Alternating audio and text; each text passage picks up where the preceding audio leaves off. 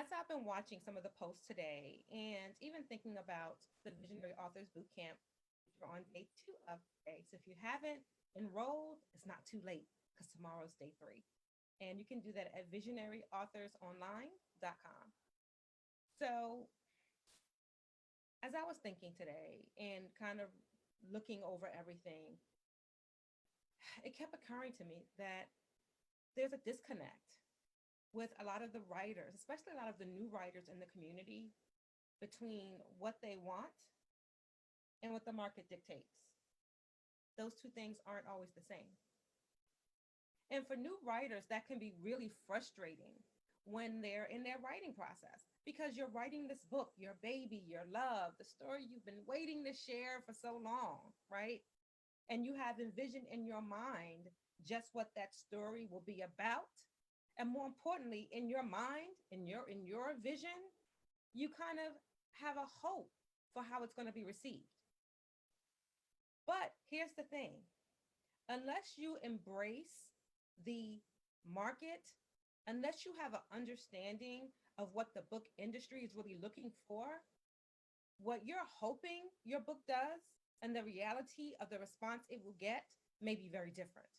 And here's why. We tend to write our books and our stories from a very, and I just got to say it, from a very egotistical standpoint. It's our book, our story, and of course the world is going to love it. It's our title, it's our intro, it's all these things, and it's all about us. And that's fine to a point. Sharing your story is really not about you. It's about the readers and how they're going to be impacted by your story. And because publishers and big box bookstores know this, they're really not really concerned with your feelings. It's the truth, which is why so many writers receive so many disappointing rejection letters from publishers. It's almost like something you expect when you go on that journey to have your book picked up by a traditional book publisher. Anyone will tell you, any book agent will tell you, be prepared to get a whole bunch of no's before you get that one yes, right? And a lot of that is because many authors don't, hold on, I'm checking my feed because I can't see the messages on the laptop. Because many authors don't understand how to write for the market, or they're stuck between wanting to share their story the way they want to share it and between what the market dictates. And let me share with you a couple of quick tips on how you can get around that if it is your desire to ever have your book picked up by a big box bookstore or a large scale publisher. So hold on one moment because I'm getting ready to change the setting on here. Okay, because I want to see some of your comments. So hey, Siobhan, thank you for joining. You always miss my live, but you're here now, Siobhan. Yay, glad you're here. So my experience, I've worked in several large bookstores in New York City, and I've worked for 2 book distributors. So I have an idea of what they're looking for, right? When it comes to picking up and carrying your book. That was kind of the fuel behind the post that I shared earlier, which talked about 3 different types of book covers, because it's important. And it's important for new writers and new authors to understand that even though you might like your picture, and even though it might be your memoir, that's probably not what the big box bookstores want to see. And here's why. When I worked in the bookstore, I would watch my readers. And it came to a point where my readers started to trust me. The customers would trust me. And so they would come in and say, hey, Audra, what book should I buy today? What book should I grab now? And they would actually just take my word on it. And whatever I recommended, they would buy. And I was able to make some really great recommendations because I was a watcher. I would watch people. I would watch their habits. So one thing I've noticed is that when people come into the bookstore, they browse around. And before they read your title of your book cover, they look at the book cover. And if the cover itself, the image, doesn't catch them, they never get to read the title. They never get to grab the book. They never get to see the back of your book blurb. They don't see any of it. It's that cover that grabs their attention and pulls them in See all the other details. Okay.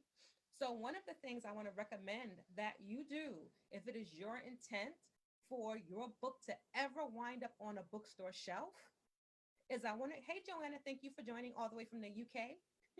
How you doing, girl?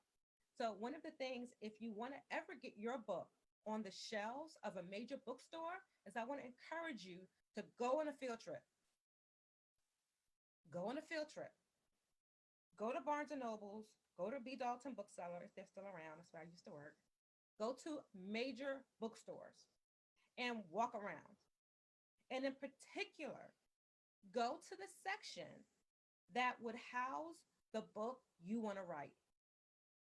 So, for example, if your book is an autobiography, go to the biography section. If your book is a self help book, go to that section. If your book is a religious book, go to that section. So go to the genre that represents the book that you are writing or intend to write and take notes on the cover. And this is what I want you to pay attention to. What type of photos are they using on the cover? Or do they use more illustrations? Right? And let me bring it even more specific. Let's say for biographies, right?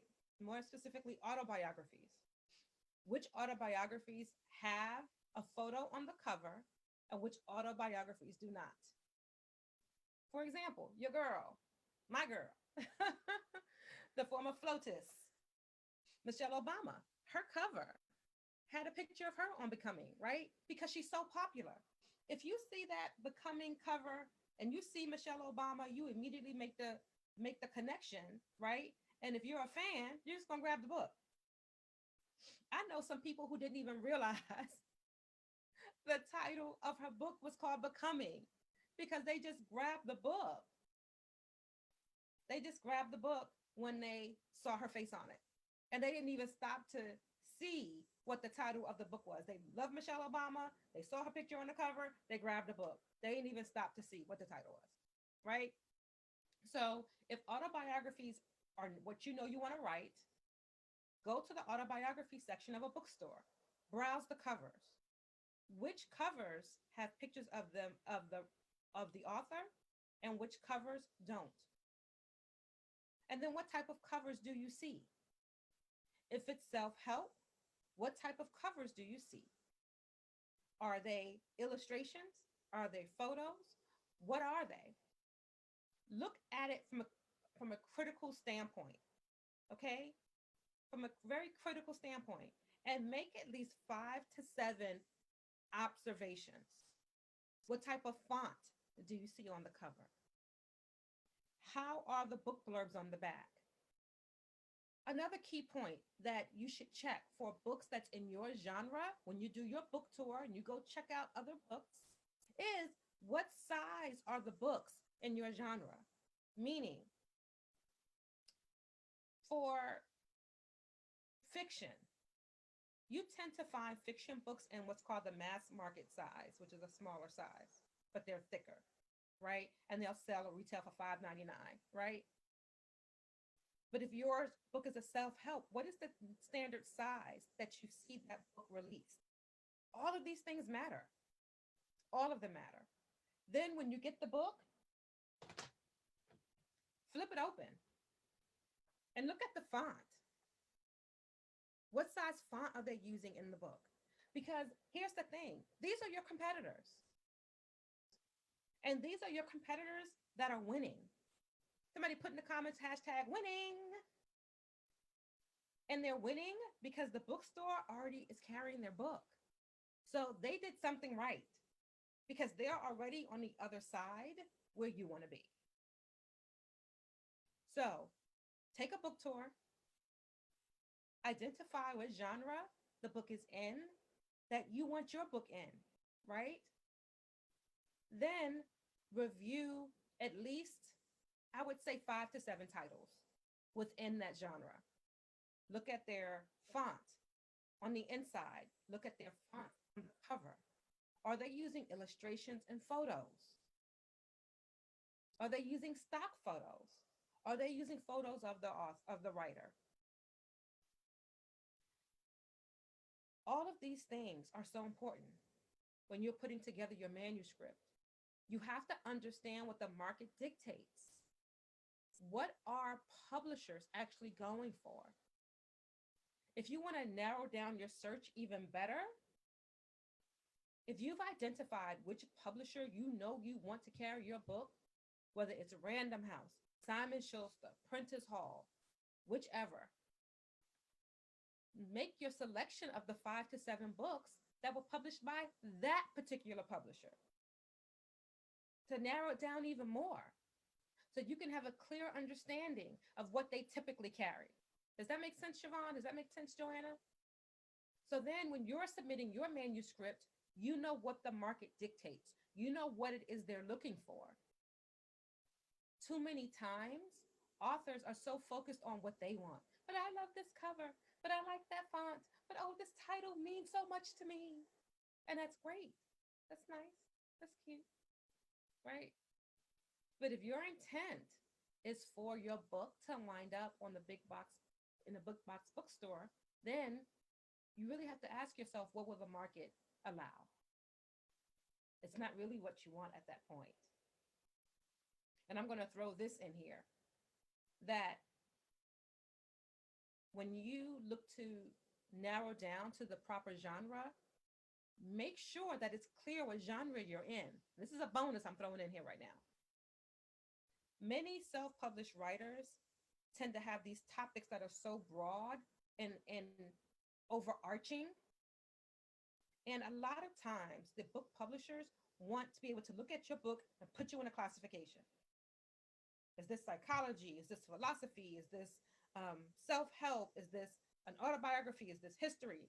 And a lot of self-published authors tend to cross the gamut with their story, which makes it difficult for them to classify you, and they will put you over in the do not pile. So when you're sharing your story, right, be really clear on when you're sharing the story that you have a targeted approach to the story. That it's not all over the place. You might think it's good that it can check all these boxes, but to a publisher, not so. They have thousands and thousands and thousands and thousands of books that cross their desk, right? You want to make sure that yours stands out and that your intent and your audience is clear, because that's the bottom line. Is it clear to your audience what this book is about? Because if it's clear to the audience and clear to the reader, then they'll buy it. And then the publisher and the bookstore make money.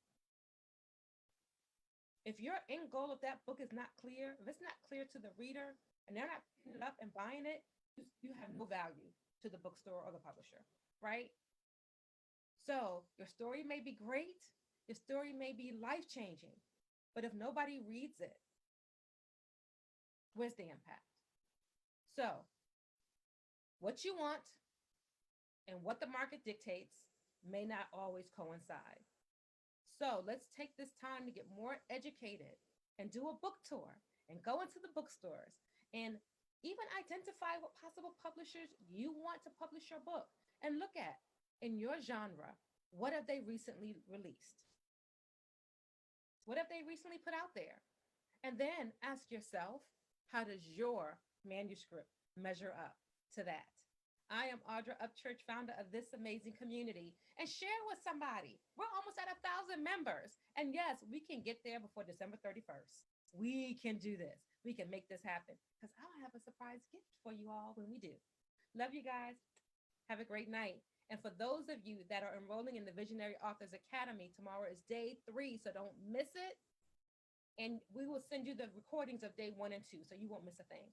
And trust me, we'll share more nuggets like this and then some at the Visionary Authors Bootcamp. The website to enroll is visionaryauthors.online.com. Bye, guys.